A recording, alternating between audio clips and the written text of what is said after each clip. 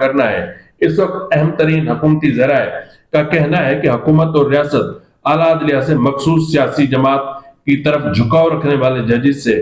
پاک کرنے کا فیصلہ اصولی طور پر کر لیا ہے۔ جو پچھلے کچھ عرصے سے تماشا لگا ہوا تھا نا مخصوص نشستوں کا کہ 63A، خیر وہ تو چلے گئے جو گڈ ٹو سی یو والے، اب یہ تو گڈ ٹو سی یو سے بھی کہیں زیادہ آگے چلے گئے۔